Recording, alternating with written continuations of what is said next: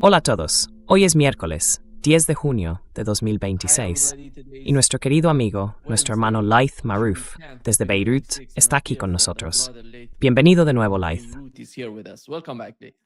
Gracias por invitarme, Nima. Sí, Laith, están pasando muchas cosas ahora mismo. Fue anoche, la noche anterior y también el día antes. Todo empezó con el ataque a Dahiye, en la zona sur de Beirut, y luego vino la respuesta iraní a Israel. Tuvimos a Estados Unidos e Irán atacándose entre sí. Estados Unidos atacó a Irán anoche. Hablaron de, ya sabes, un helicóptero Apache que por lo visto no existía. Y atacaron a Irán porque Irán golpeó con fuerza a Israel, en mi opinión. Por eso atacaron a Irán. Se inventaron algo para justificar el ataque. ¿Cuál es la situación en Líbano? Empecemos por Líbano, por lo que ha pasado hasta ahora, por cómo han respondido los actos de resistencia a la agresión israelí sobre Beirut.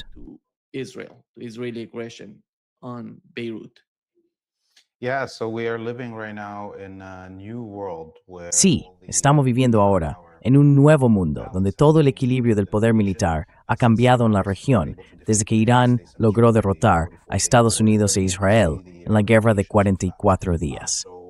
Y estaba empezando a dar consecuencia eso. Antes del ataque a Dahiye, Irán ya había extendido su soberanía sobre el estrecho de Hormuz y había neutralizado la capacidad de Estados Unidos para proyectar fuerza a través del poder naval y el control del espacio aéreo. Eso fue contrarrestado con las tecnologías de misiles y drones que tiene Irán. Así que lo que vemos ahora, con Irán afirmando que un ataque a Beirut provocará un ataque a Tel Aviv y Haifa, y así sucesivamente, es que está ampliando su espacio de poder y su dominio. Ya no se limita a las zonas vecinas del Golfo Pérsico y sus países inmediatos, sino que abarca todo ese triángulo del eje de resistencia, desde el Líbano hasta Irán y Yemen.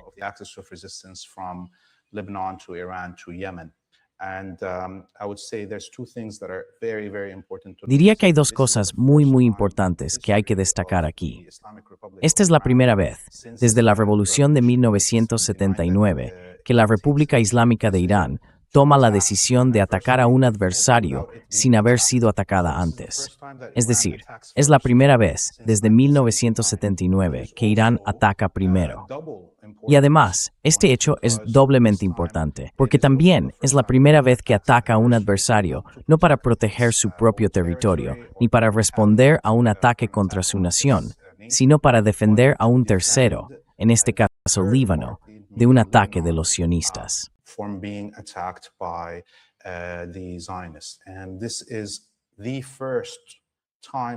Y esta es la primera vez que vemos a una potencia distinta de China y Rusia actuar de esa manera. En el siglo XX vimos a Rusia y a China acudir en ayuda de Corea del Norte o de Vietnam, participando físicamente en esas guerras. Desde el final de la guerra de Vietnam, no habíamos visto a ninguna otra potencia hacer algo así, salvo Irán. Así que esto supone un cambio enorme a escala global. Y por eso Estados Unidos intenta modificar de algún modo esa realidad. No tiene el poder de hacer retroceder el tiempo. Pero el alto el fuego ordinal entre Estados Unidos, o now el supuesto alto el fuego entre Estados e Irán, incluía a Beirut.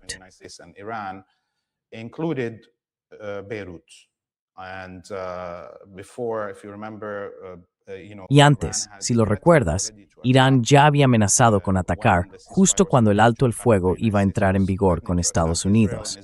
Amenazaba con atacar a Israel, e Israel dio marcha atrás en su plan de bombardear Beirut.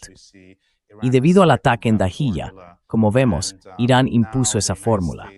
Ahora Estados Unidos intenta desvincular esta situación, pero no va a tener éxito, porque ya utilizó todo su poder durante la guerra de 44 días y no tiene nada nuevo que pueda poner sobre el terreno que cambie el equilibrio de fuerzas.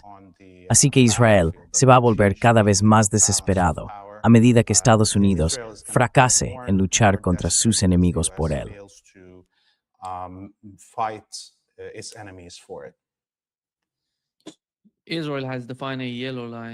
Israel ha establecido una línea amarilla en la parte sur del Líbano, pero hemos visto a las fuerzas libanesas, y no me refiero a Hezbollah, desplazarse hacia el norte, infiltrarse en la zona norte de Israel y dirigirse a esa área. ¿Cuál era el mensaje? ¿O cuál fue la misión y la operación de Hezbollah en la parte norte de Israel?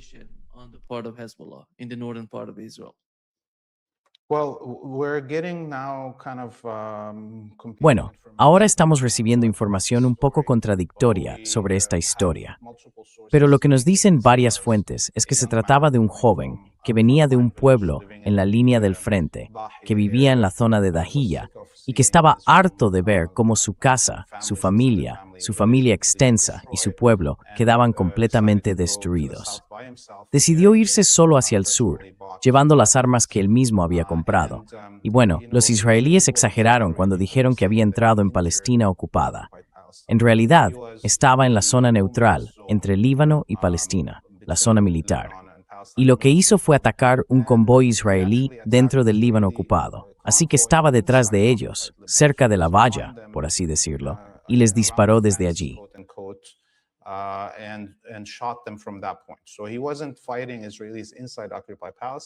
Así que no estaba combatiendo contra israelíes dentro de Palestina ocupada, ni cruzó a ningún asentamiento, ni nada por el estilo. Simplemente estaba por la zona de la valla. Ahora bien, los israelíes, por supuesto, están ocultando sus bajas, porque no esperaban que alguien llegara por detrás para atacarles. Y el joven ha muerto como mártir. Su familia lo ha declarado mártir, y dijeron que sabían lo que iba a hacer, que él mismo les había dicho que iba a bajar. Esa es la historia principal que circula ahora mismo aquí en el Líbano. ¿Y qué nos dice eso? Nos dice que los israelíes no tienen el control de nada, y que si Hezbollah hubiera decidido atacar en lugar de defenderse, podrían haber conseguido victorias sobre el terreno.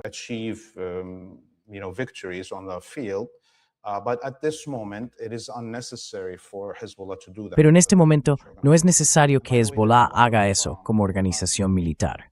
Y por cierto, durante la última semana, varias otras organizaciones, grupos patrióticos que están armados, como el Partido Social Nacionalista Sirio e incluso el Partido Comunista del Líbano, han anunciado mártires. Y esos combatientes están luchando en el sur del Líbano bajo el mando de Hezbollah. Así que se puede ver como ya tenemos un frente patriótico nacional.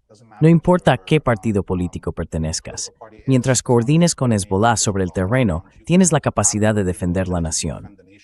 Ojalá ese joven hubiera coordinado sus acciones. Tal vez, claro, no tendríamos que recordarlo ahora como un mártir.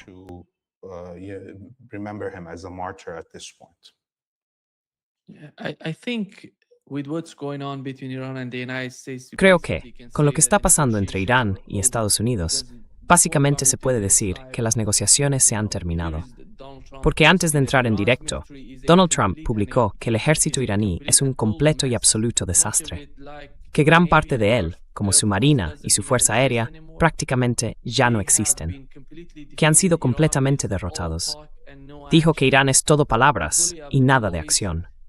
El matón de Oriente Medio, según él, ha tardado demasiado en negociar un acuerdo que habría sido muy bueno para ellos, y que ahora tendrán que pagar el precio. Esto, en realidad, suena como una declaración total de guerra. Así que creo que todo el mundo se está preparando en Irán. Y también en Líbano, diría que en Yemen, todos están listos. Antes de entrar en directo, hemos sabido que Yemen está inspeccionando los buques que pasan por Bab el-Mandeb, e Irán está haciendo lo mismo en el estrecho de Hormuz. ¿Cree usted que esta es la nueva preparación?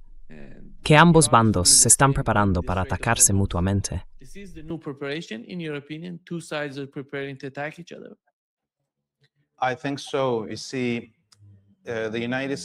Creo que sí.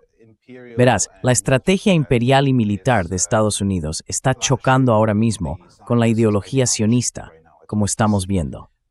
Si Estados Unidos fuera simplemente un imperio capitalista, que solo busca saquear los recursos de la gente y controlar las rutas comerciales y todo eso, habría eliminado a Israel hace mucho tiempo y habría puesto en su lugar a un líder palestino del tipo de Mahmoud Abbas, tan obediente como Jordania o como las élites de la península arábiga.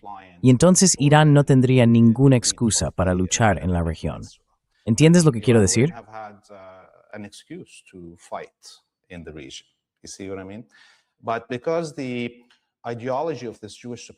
Pero debido a la ideología de esta supremacía judía, que busca mantener un proyecto excluyente y una colonia en la región, Estados Unidos no es capaz de priorizar realmente su posición económica, militar e imperialista. Ya perdió y utilizó el 50% de sus armas estratégicas en la guerra de 44 días, y el 75% de sus defensas aéreas no podría resistir otra guerra de 20 días con Irán. ¿Por qué está arriesgando todo eso Estados Unidos? Por ideología. La ideología les ciega y les está llevando incluso a purgar a cualquiera dentro de las estructuras militares del país, como vimos con todos esos generales que fueron destituidos.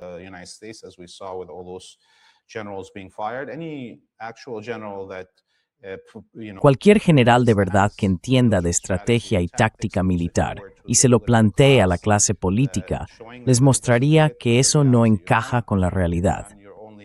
No se puede derrotar a Irán. Lo único que se va a conseguir es destruir la economía estadounidense, las economías del mundo y toda la estructura del imperio y de las dinámicas de poder a escala global.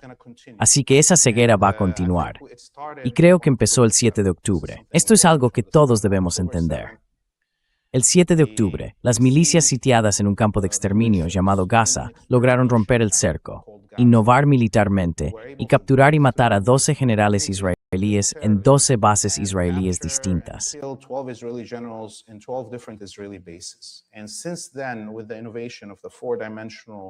Y desde entonces, con la innovación de la guerra en 4 dimensiones, incluyendo las dimensiones subterráneas, han conseguido mantener en jaque a toda la fuerza imperial combinada.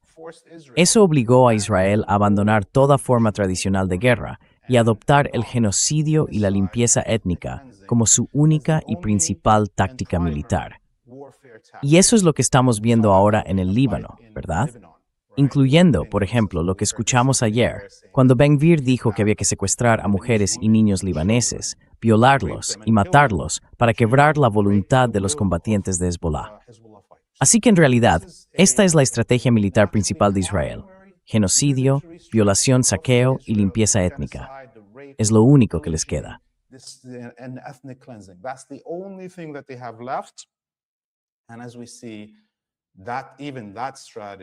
Y como vemos, incluso esa estrategia o esa táctica ha fracasado en Palestina, ha fracasado en Líbano, ha fracasado en Irán y ha fracasado en Yemen. La gente con convicciones se niega, pese a las amenazas de violación, asesinato, genocidio y limpieza étnica, a rendirse. Mira lo que está pasando en el sur del Líbano, desde que Irán bombardeó la colonia sionista y los israelíes se retiraron y dejaron de bombardear Beirut. En el terreno, en la zona de combate, ayer estuvimos en la región de Nabatie, viendo cómo los combatientes de Hezbollah estaban destruyendo tanques israelíes alrededor del fuerte cruzado, justo al lado de la ciudad de Nabatie. Es decir, podías verlo con tus propios ojos. Es increíble, la masacre de las unidades de infantería mecanizada de Israel dentro del Líbano.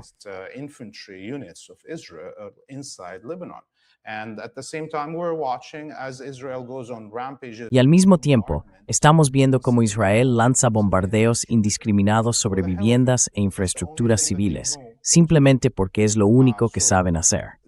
Esta realidad va a seguir empujando a Israel a arrastrar a Estados Unidos a estos conflictos, porque ya ha fracasado en derrotar militarmente a nadie, y eso no hará más que acelerar el debilitamiento del imperio.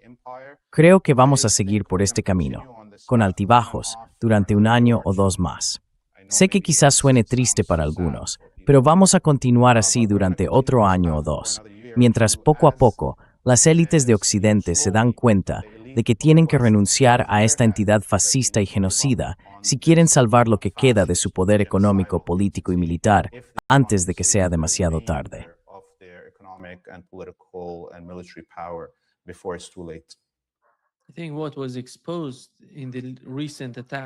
Creo que lo que han dejado al descubierto los ataques recientes es que Israel no puede defenderse por sí mismo, no puede atacar sin Estados Unidos. Militarmente se ha visto debilitado por estas guerras, por estas rondas, 3 o 4 rondas de guerra.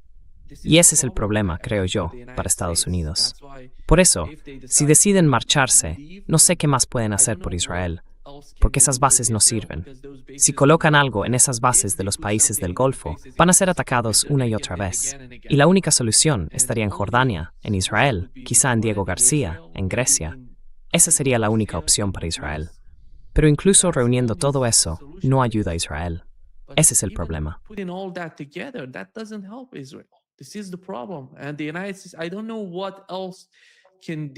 Y Estados Unidos, no sé qué más pueden hacer por Israel.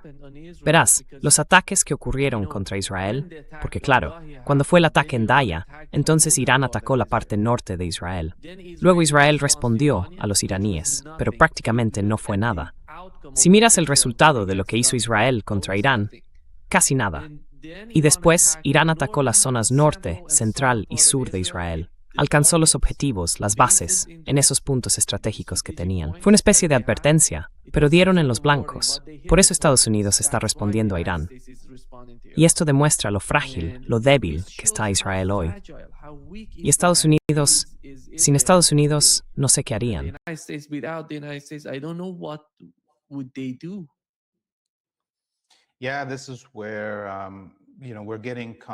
Sí, aquí es donde estamos llegando a un punto de ruptura, tanto en la relación entre el imperialismo y el sionismo, como en el terreno militar, y también en lo que respecta a los propios colonos, que están empezando a huir. Así que hay varios niveles de colapso que están ocurriendo en el poder de los sionistas. Y bueno, cuando hablamos de las bases que Estados Unidos ha perdido en la región, podemos verlas como una especie de primer anillo de defensa de la colonia sionista, desde Erbil hasta los Emiratos Árabes Unidos.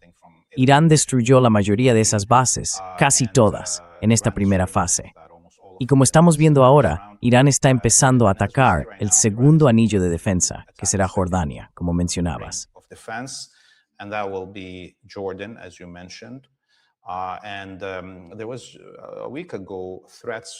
Y hace una semana hubo amenazas de altos mandos militares iraníes de atacar bases en Chipre, en Grecia e incluso quizá en Djibouti. Esas forman parte de la tercera línea de defensa. Durante esas 24 horas de ida y vuelta entre Irán y los sionistas aquí, nosotros sentados en Beirut podíamos oír y ver cómo se lanzaban misiles de defensa aérea desde los numerosos buques de guerra de la OTAN desplegados frente a las aguas libanesas, disparando para interceptar los misiles iraníes en la alta atmósfera, ¿verdad? Así que aunque están muy arriba, parece como si estuvieran justo encima de nosotros, ¿no?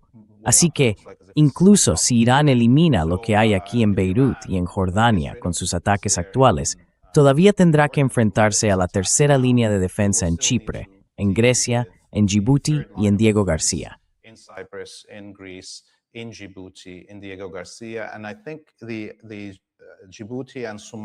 Y creo que las bases en Djibouti y Somalilandia que los israelíes y los emiratíes tienen y están utilizando podrían ser atacadas por Yemen, por Ansarullah y por las Fuerzas Armadas yemeníes.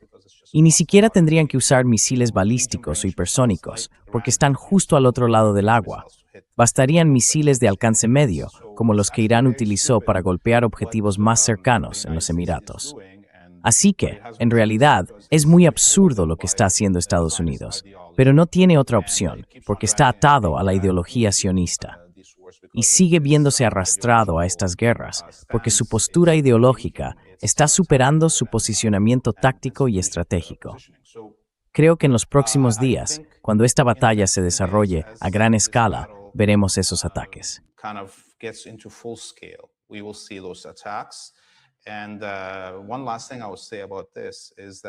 Y una última cosa que diré sobre esto es que, por supuesto, el mapa está a punto de redibujarse. Así que podemos ver cómo estados que existen desde la Primera Guerra Mundial empiezan a desmoronarse, como Emiratos Árabes Unidos, Kuwait o Bahrein. Son estados artificiales, creados a partir de fragmentos separados de su entorno natural. Y creo que si Irán ve que tiene la capacidad, que la tiene ahora mismo, de provocar un cambio de régimen, recordemos que todo esto empezó con Estados Unidos queriendo hacer cambios de régimen en toda la región, en todo el mundo, pues ahora es Irán quien está en posición de hacerlo. Así que veremos si Estados Unidos pierde el control y si Israel vuelve a hacerlo también, que quizás sea Irán quien redibuje los mapas de la región para crear estructuras permanentes que hagan imposible que Estados Unidos vuelva a recuperar sus posiciones allí.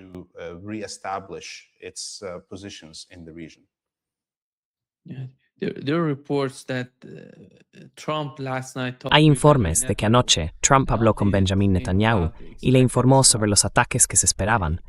Están totalmente de la mano, Laith. Y para quienes dicen que quizá Trump está cambiando de postura o que quiere hacer algo distinto, creo que esa ilusión ya no existe. Hay que ser realistas. Donald Trump no es, ya sabes, no es el presidente más fuerte de Estados Unidos. Diría que es el más débil, no solo de la última década, sino de las últimas décadas.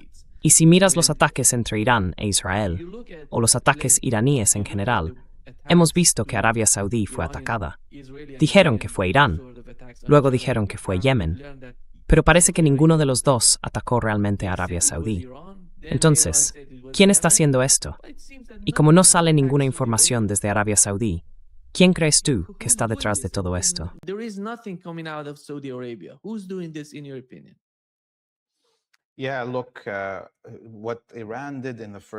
Sí, mira, lo que hizo Irán en la primera ronda, golpeando con fuerza a cualquiera de los vasallos en la península arábiga.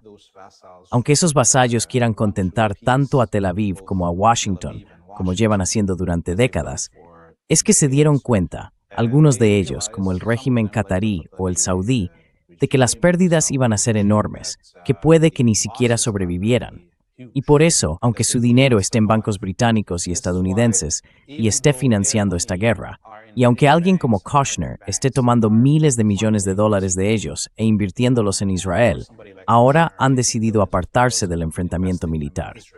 Así que sí, Irán sabe que siguen ahí, detrás de la puerta, apoyando a Estados Unidos e Israel y esperando que derroten a Irán y al eje de la resistencia. Pero Irán también les ofreció una zanahoria a alguien como Qatar y a los saudíes y decidió, de acuerdo, no os voy a atacar, ya que habéis decidido no permitir que vuestro territorio se use para atacarme.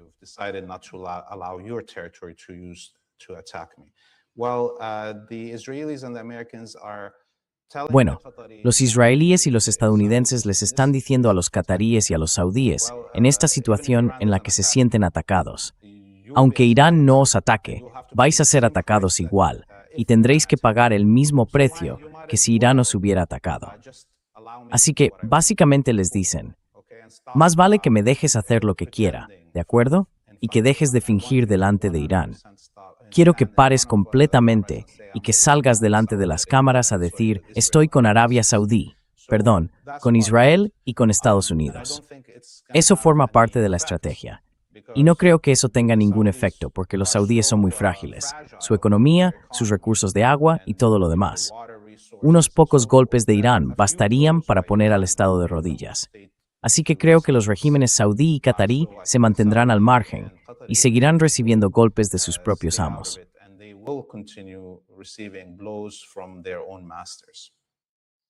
Laith,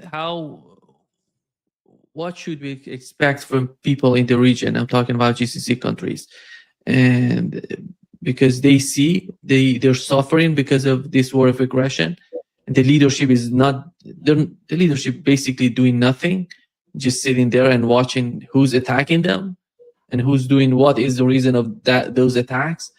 And the people before coming up, we were talking about the situation with Kuwait, with Bahrain.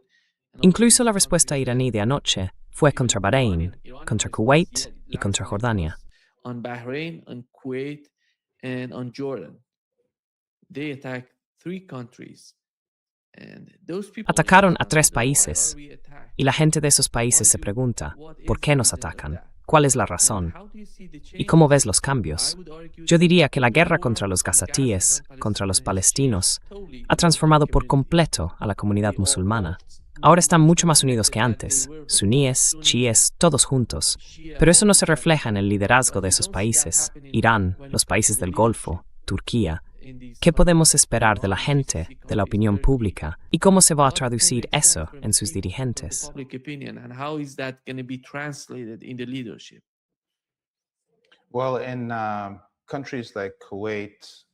Bueno, en países como Kuwait y Bahrein, donde hay chiíes y suníes, y donde se produjo esa división por la propaganda dirigida a la población suní. Esos suníes, cuando te sientas con ellos en el Majlis, ya sabes, esas reuniones después de cenar, tomando café y charlando libremente, puedes ver que incluso los más anti-iraníes, y aquí no hablo de las élites, claro, sino de la gente común, cuando se sientan a ver la guerra, cuando ven sus países y sus posiciones militares destruidas, dicen, llevamos décadas pagando $1,000,000 a Estados Unidos para que nos defienda. Billions of dollars for decades for the United States to defend us. And what ended up happening in the 44-day war. Y lo que acabó pasando en la guerra de 44 días fue que en realidad los ejércitos de Kuwait, Irán, Bahrein y otros eran los que estaban defendiendo las posiciones estadounidenses. Y Estados Unidos no disparó nada para defenderlos. Siempre se limitaba a proteger sus propias posiciones, mientras que el ejército kuwaití o el bahreini lanzaban misiles para defender las posiciones americanas. Así que la gente se pregunta, ¿por qué estamos pagando a Estados Unidos para que nos defienda, si al final somos nosotros los que tenemos que defender sus posiciones? Esa es una verdad sencilla, pero que está calando muy hondo en esas sociedades. Y esto también está ocurriendo en Jordania, donde por supuesto el 75% de la población tiene raíces palestinas. Ya se están preguntando por qué su país no está ayudando a Palestina.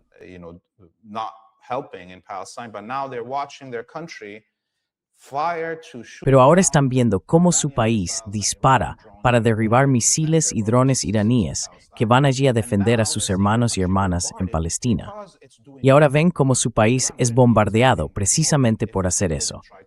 Irán no atacaría a Jordania si Jordania no intentara interceptar sus misiles y drones, o si no permitiera que su territorio se usara para atacar a Irán. Así que hay mucho malestar, y la legitimidad que las élites de Jordania, Kuwait y Bahrein podían tener manipulando las emociones de la mayoría suní, ahora se está deteriorando. Y se está deteriorando por hechos que son evidentes para todo el mundo y por la posición militar estratégica de Irán y su uso del poder.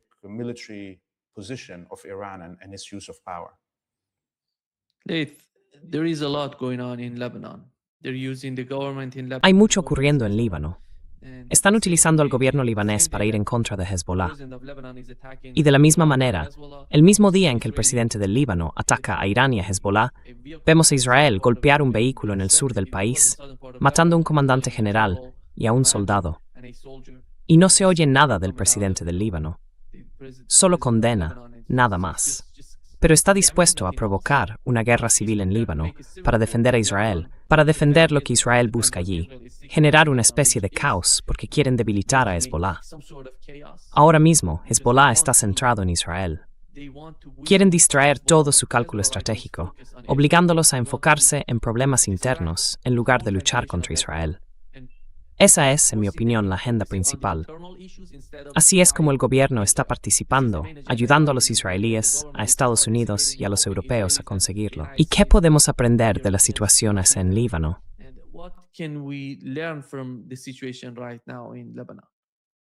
You are very right. Tienes toda la razón, pero mira, fíjate en el enorme abismo entre el poder imaginario que el presidente, el primer ministro, los estadounidenses y los israelíes creen tener aquí dentro del Líbano y los hechos reales sobre el terreno. Así que lo primero que tenemos que observar es cómo el presidente Joseph Aoun fue enviado a la presentadora de la CNN, Christiane Amanpour, de origen iraní, para que volara a Beirut y lo entrevistara 2 días seguidos. En inglés, hablando para el público occidental, el hombre no puede hablar con su propio pueblo, con la gente del Líbano, con los ciudadanos del Líbano, en árabe, en su mismo idioma. No se atreve. En realidad, le está diciendo a su jefe en la Casa Blanca lo que quiere oír, ¿de acuerdo? Pues eso es lo primero.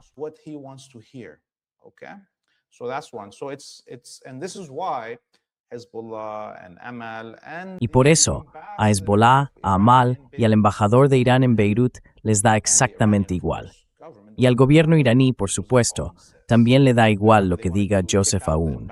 Recuerda que quisieron expulsar al embajador de Irán de Beirut y él no se atrevió a hacerlo.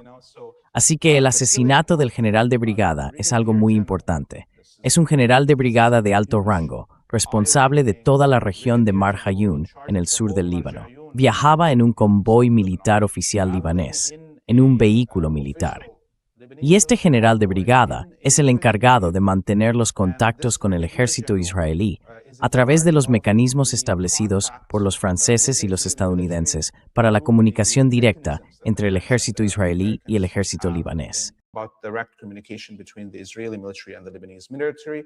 So this is the man that's going to negotiate what's happening on the Así que ground. este es el hombre que iba a negociar lo que está ocurriendo sobre el terreno. Le conocen su teléfono, saben a dónde va. Y lo asesinaron. Es de una familia suní de Beirut.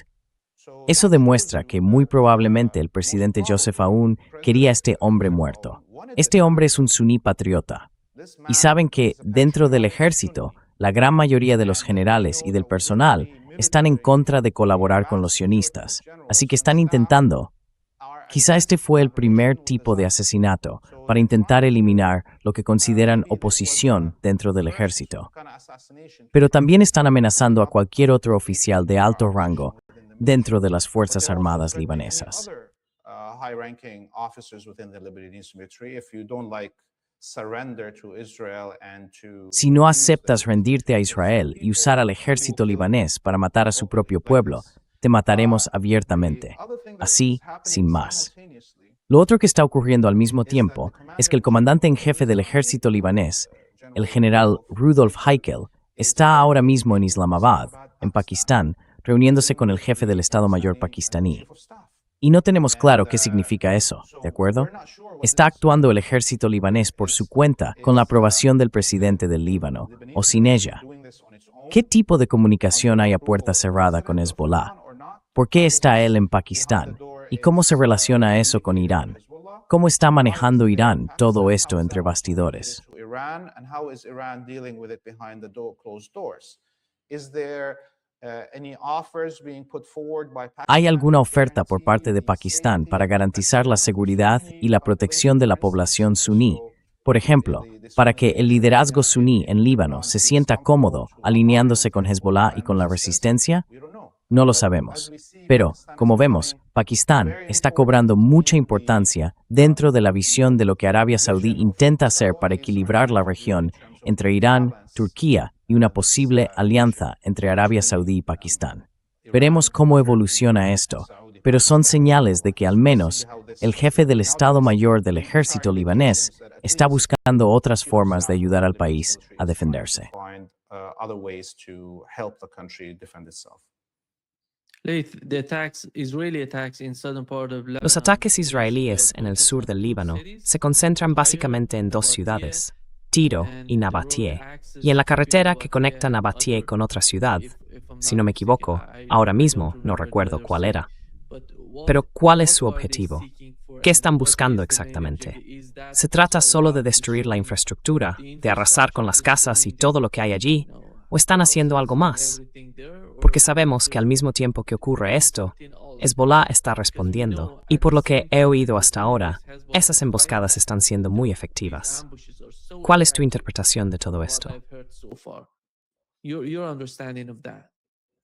Yes, so the Israelis are pushing towards those Sí, two main los israelíes están avanzando hacia esas dos ciudades principales. Son los grandes centros de población al sur del Litani. En la costa está Tiro, o Sur, un tesoro arqueológico histórico, una ciudad portuaria con 6.000 años de antigüedad, y está a unos 5 kilómetros o 3 millas y media de la frontera, en la costa junto a Nakoura. Los israelíes llevan ya 3 meses empujando y llevan un mes atascados a medio camino, en una zona llamada Al-Bayada. Cada día, los periodistas y otras personas que están en Tiro pueden grabar las emboscadas y la destrucción de unidades, columnas y posiciones israelíes. Units and columns and positions. On the other side, we saw Por otro lado, vimos durante otra vez 2 meses a los israelíes avanzar desde la frontera de Palestina hacia el río Litani, hasta un punto a unos 5 kilómetros, unas 3 millas y media. Perdieron decenas, si no cientos, de vehículos en esa zona. Finalmente cruzaron el río después de 2 meses y subieron por la ladera de la colina para tomar el castillo de Beaufort, el castillo cruzado que domina la ciudad de Nabatie. Les llevó casi 3 semanas subir esa colina, y ahora vuelven a estar expuestos, igual que en la situación de Al-Bayada, en la costa del Mediterráneo. Así que necesitan una victoria de alguna manera, pero no son capaces de conseguirla, y por eso necesitan capturar un gran centro de población para poder decir, hemos limpiado étnicamente Nabatie o Tiro.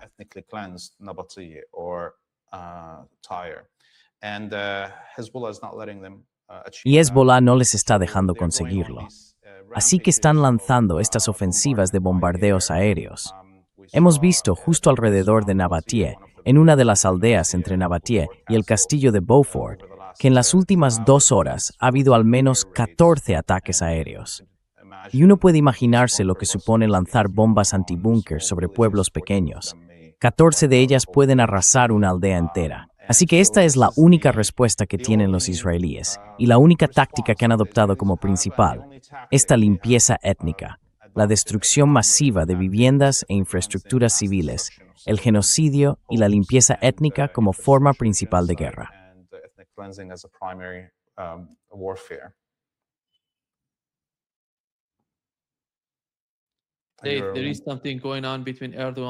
Hay algo que está pasando entre Erdogan y Benjamin Netanyahu. Hoy, en su discurso, Erdogan dijo que había estado hablando con el pueblo turco. Afirmó que son plenamente conscientes de cuál es el objetivo final de la ilusión del Gran Israel. Y añadió que Turquía hará todo lo posible para evitarlo, que saben perfectamente lo que está ocurriendo allí, cuál es el objetivo principal de Israel, y que harán todo lo que puedan para oponerse. Por su parte, Benjamin Netanyahu respondió diciendo que Erdogan es el dictador más antisemita de la región, y ahora mismo se están atacando mutuamente. Y sabemos que una de las principales razones por las que Turquía está atacando a Israel, y por la que Israel está respondiendo, tiene que ver con lo que está ocurriendo en Siria.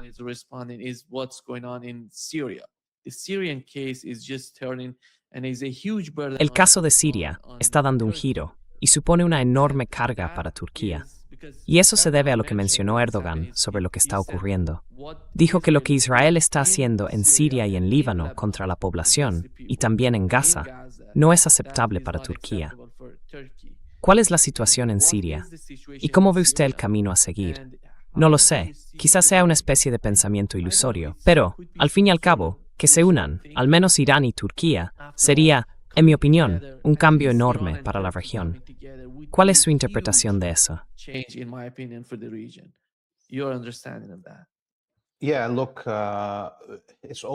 Sí, mira, siempre es importante mantener una actitud optimista, tener esperanza, trabajar por ello y dejar esa opción abierta.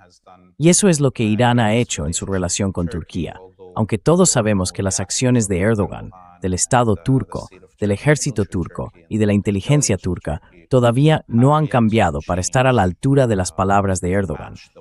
Pero es un país grande, con unos 90 millones de habitantes. Es un país musulmán central y no se puede simplemente, además es un vecino. Así que la forma de tratar con ellos es distinta, digamos, a la que se tiene con el pequeño Bahrein o el pequeño Kuwait, que son países artificiales, con poblaciones pequeñas y demás.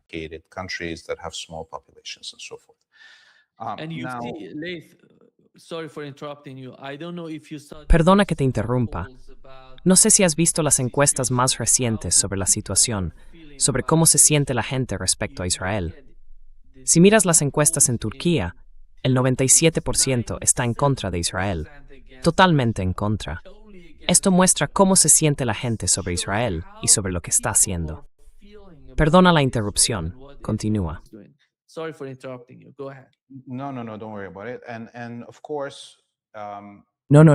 No te preocupes por eso.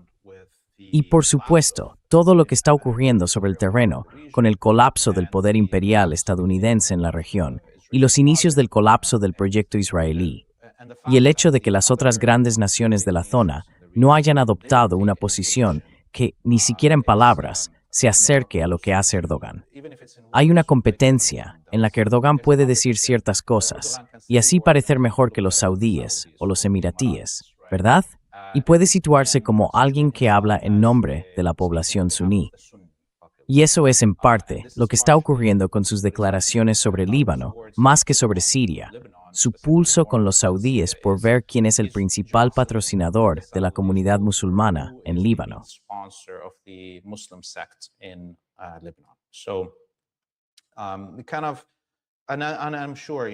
Y estoy seguro de que el liderazgo en Irán conoce bien todas esas complejidades de la situación.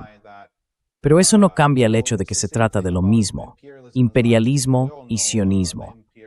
Todos sabemos que los imperialistas crearon Israel para romper la continuidad árabe en el mundo musulmán y meternos en guerras y en todo lo demás. Eso es un hecho. Pero ahora estamos viendo que cada vez más imperialistas, incluidos supremacistas blancos o gente que no odia a los musulmanes ni a los árabes, empiezan a decir que Israel les está costando demasiado. ¿Vale? Y van a intentarlo. Así que está bien que trabajemos con eso, porque no son nuestras sociedades. A mí no me importa lo que decidan las sociedades estadounidenses o europeas, ni quién las gobierne, mientras no sea alguien que me esté matando, ¿verdad?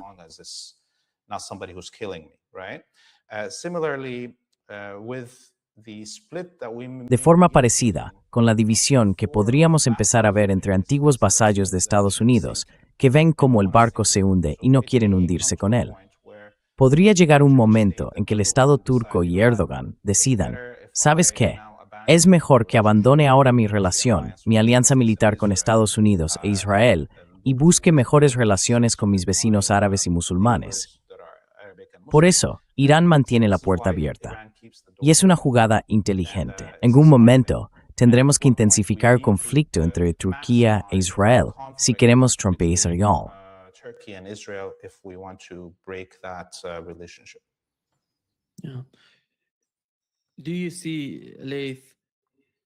Laith, según tu opinión, ¿quién está más cerca de los actos de resistencia? ¿Turquía o quizá Qatar, como resultado de lo que ha pasado hasta ahora en Oriente Medio? No sé qué pensar de Arabia Saudí. Arabia Saudí es muy complicada, pero Qatar, la realidad está obligando a Qatar a cambiar su política. Entonces, ¿quién está más cerca o se está acercando más a los actos de resistencia?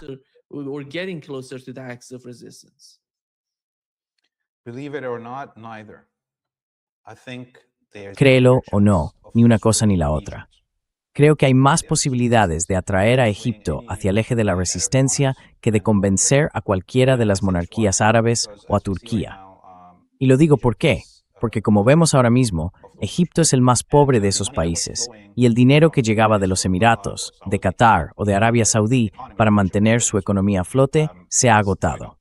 Bien, entonces, además, Egipto tiene un ejército. Egipto ha estado, digamos, a la sombra o con un papel reducido en el mundo árabe desde el asesinato o el envenenamiento de Gamal Abdel Nasser en los años 60. Así que existe la posibilidad de tender una mano, ofrecer una rama de olivo a los egipcios y empezar a ayudarles a liberarse de su dependencia del dinero del Golfo.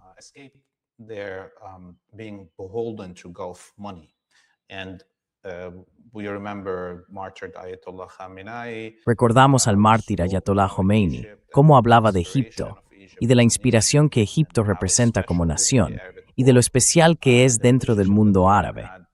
También de la relación que el pueblo iraní tenía con Egipto, de los matrimonios mixtos y de todo eso. Así que creo que, y si te fijas, Egipto está muy callado. Es el más silencioso de todos los estados en torno a este asunto, y su territorio no se ha utilizado para atacar a Irán, lo cual es otro punto a favor. Turquía sí permitió que su territorio se usara para atacar a Irán. Así que veremos, inshallah, si hay un acercamiento con Egipto, puede que sea el más exitoso para lograr que se liberen del control estadounidense.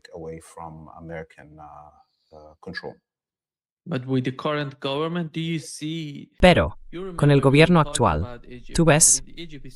¿Recuerdas que hablábamos de Egipto? Y Egipto es muy interesante, creo que fue inteligente sacar ese tema. ¿Y cómo ves a los partidos políticos en Egipto? ¿Vamos a ver algún tipo de cambio? ¿O Sisi va a seguir allí? ¿Y cómo va a afectar eso al eje de resistencia, a lo que está pasando en Egipto? Porque nadie está hablando, como mencionabas, nadie está hablando de lo que ocurre en Egipto, de cómo se siente la gente, de cómo están actuando los partidos políticos. ¿Qué sabemos realmente sobre eso? You know, Ya sabes, around Egypt, en Taptas alrededor, en Tibia, en Sudán. Sudan, in Gaza. And And sorry for Perdona que te interrupting you. interrumpa. Egypt is so Egipto es muy important importante porque está cerca de Gaza, está cerca de Palestina, y su posición estratégica es, en mi opinión, la más relevante para el eje de resistencia, si es que pueden hacer algo al respecto. if they can do something about it.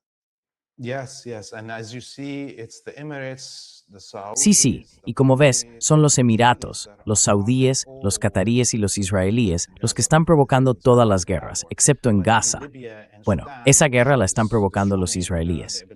Pero en Libia y en Sudán, eso está destruyendo la capacidad de Egipto para comerciar y está haciendo que lleguen todos esos refugiados al país. Además, los principales ingresos que vienen del canal de Suez están disminuyendo por las guerras que está llevando a cabo Israel. Así que ahora hay una forma de atraer a Egipto, incluso con el presidente actual, sin tener que interferir en los asuntos internos del país, para animarles de ese control. Escape this hold, and that will require, something. Y eso va a requerir, ya sabes, ofrecer algo a Egipto.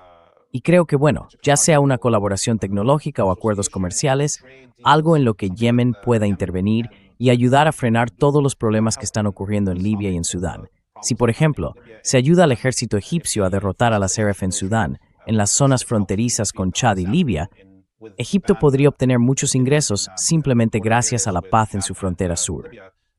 Egypt can see a lot of revenue come from just peace in its southern border. Yeah. Thank you so much, Laith, for being with us today. Muchas gracias, Laith, por acompañarnos hoy. Ha sido un verdadero placer. Antes de terminar, por favor, entrad en freepalestine.tv. No sé por qué antes aparecía siempre en vuestro titular, pero ya no está. Así que sí, id a freepalestine.tv y apoyad el trabajo que está haciendo Laith.